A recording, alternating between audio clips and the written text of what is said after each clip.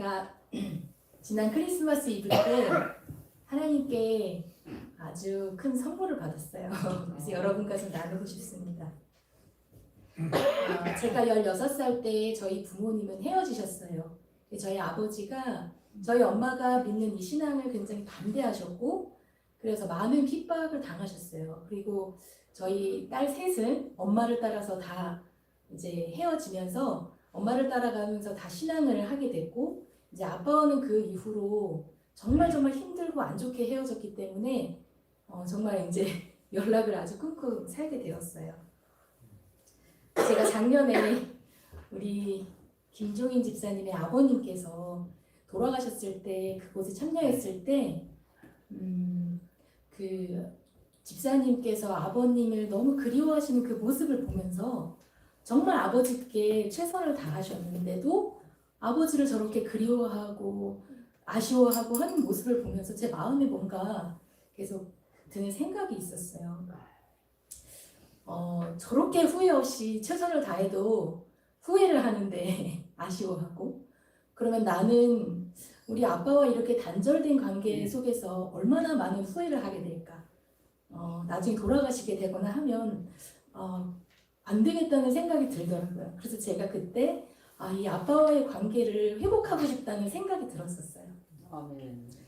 그런데 어떻게 관계 회복을 해야 될지 모르겠고, 우선은 이 야곱과 에서의 경험처럼 내가 조바심에 이렇게 하는 것이 아니라 하나님께서 이렇게 해주실 때를 기다리겠다고 이제 마음을 먹고 기다리고 있었습니다. 제가 지난 24일 크리스마스 이브 아침을 준비하고 있었어요. 그런데 철암에 있을 때 한 5, 6년 전인 것 같아요. 그때 저희 아버지가 문득 저희를 찾아오신 적이 있었어요. 근데 그때가 진짜 이렇게 추운 겨울날이었고 눈이 내린 다음 날이었는데 저희 남편을 누군가 불러서 나갔더니 저희 아버지가 찾아오셨던 것이었어요. 그러면서 사실 목적은 저희 동생의 연락처를 알고자 왔다고 하셨는데, 이제 생각해 보니 그 먼 거리를 사실은 그 전임집까지 들렸다고 오시느라고 철원에서 거기까지 오시는데 거의 한나절 이상이 걸렸던 것 같아요. 많은 시간이 지나서 오셨는데 남편이 들어와서 저에게 아빠가 앞에 찾아왔다는 거예요.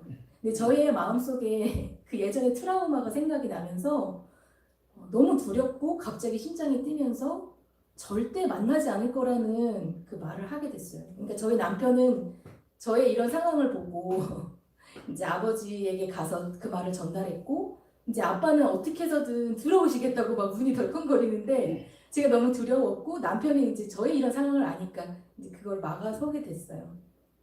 결국 아빠는 엄청 화를 내시면서 욕을 하시면서 뭘 하나를 던져주고 가셨어요. 근데 나가보니까 상자가 이렇게 있는 거예요. 그래서 그거를 가져와서 열어봤는데 그 안에 요거트, 과일, 과자 뭐 이런 것들이 가득 들어있었는데 되게 좋은 것들만 가득 있는 거예요.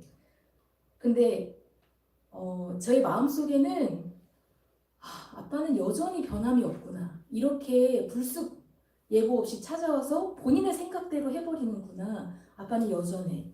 그리고 무슨 꿍꿍이가 있을 거야. 이렇게 찾아왔을 리가 없어. 근데 저희 아빠에 대해서 저는 경험이 있기 때문에 아빠가 그렇게 뭔가 화해의 목적으로 찾아왔을 거라고 생각이 들지 않았어요. 그래서 제가 그 상자를 보면서 그냥 마음을 다시 닫았던 것 같아요. 이건 진짜가 아니야. 뭔가 꿍꿍이가 있을 거야. 이렇게 하고 그런 아빠가 정말 후회하면서 인생을 외롭게 한 게 우리 최고의 복수야라고 생각했었어요. 그리고 나서 세월이 지나고 제가 어제 아침에 작년에 그런 화해해야겠다는 마음이 들어왔고 그것을 기다리고 있었어요. 그리고 나서 어제 24일 아침에 이 생각이 문득 탁 떠오르는데, 제가 하나님께서 알게 해주신 게 뭐였냐면 자녀의 마음을 아비에게로, 아비의 마음을 자녀에게로 하는 것은 하나님께서 하시겠다는 약속이었어요. 그러니까 아빠가 거기 오신 것은 어떤 꿍꿍이가 아니라 자녀를 만나고 그리워하는 그 마음이었다는 걸 깨닫게 해주신 거예요. 그런데 제가 그거를 내가 사단한테 속았구나. 완전히 잘못 생각하고 있었구나를 딱 깨달아지니까 그때 그렇게 먼 길을 달려와서 처참하게 거절당하고 돌아갔을 아빠의 그 마음이 떠오르는데 너무 죄송한 거예요. 내가 아빠에게 용서를 구해드리고 있다.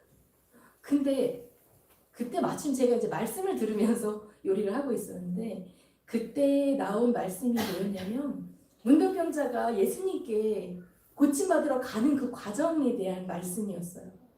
근데 사람들이 문둥병자가 나타나면 돌을 던졌잖아요. 가까이 오지 못하게 저주하고. 근데 이 문둥병자도 처음에 예수님께 나가기 전에 그런 두려움이 있었다고 하더라고요. 그 돌이 날아올 거에 대한 두려움.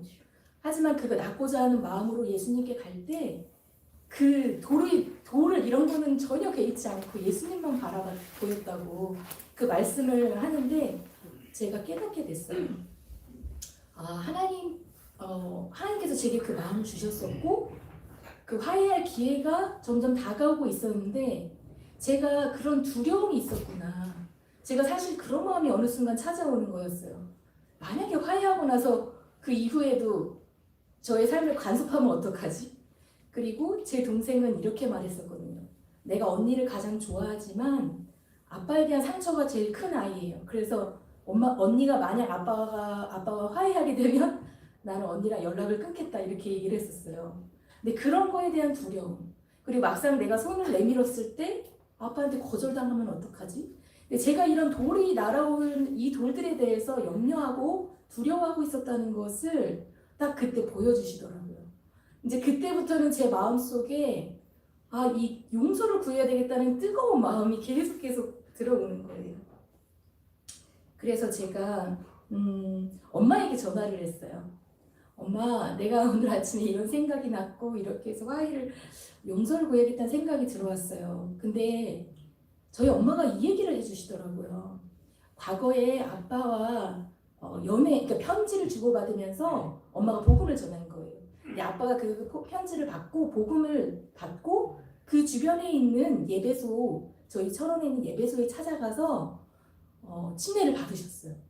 그리고 거기에서 이제 말씀을 배우는데 모든 초신자들이 예언의 신에 대해서는 잘 받아들이기가 힘든 부분이 있잖아요. 근데 저희 아빠가 그거에 대해서 나는 못 믿겠다 이렇게 얘기를 하니까 그 예배 소장님이 버럭 화를 내시면서 그럼 너는 믿음도 없는데 너 이거 결혼하려고 사기로 침례받은 거 아니냐고 엄청 뭐라고 하신 거예요.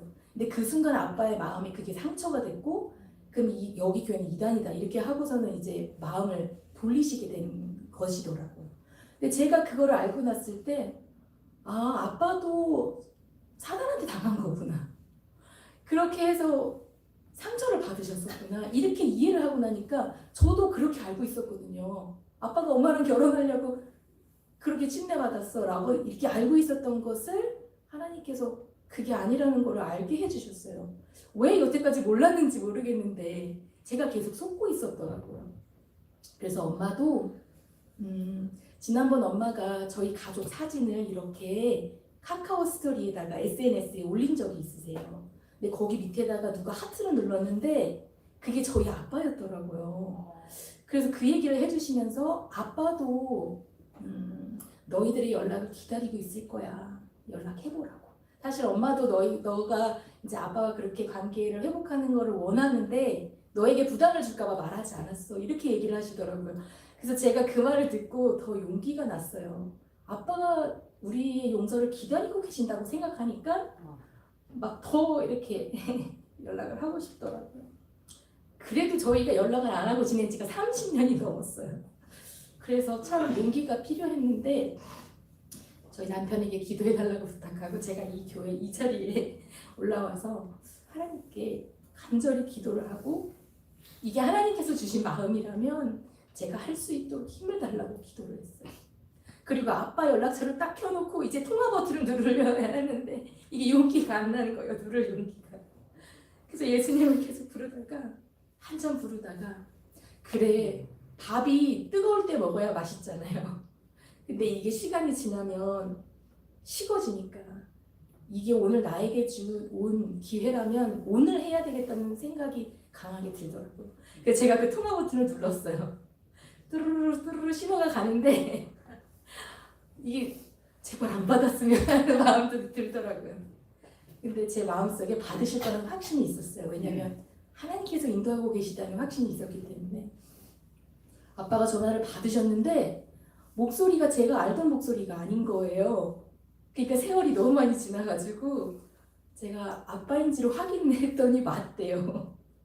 그래서 제가 아빠 저 이내예요 하고 말을 하고 나서 더 이상 이게 목이 메어가지고 말이 안 나왔어요. 근데 아빠가 그래. 아빠도 이제 좀 당황하셨겠죠. 전혀 예상치 못한 전화가 와서 그래 시간이 참 많이 지났다.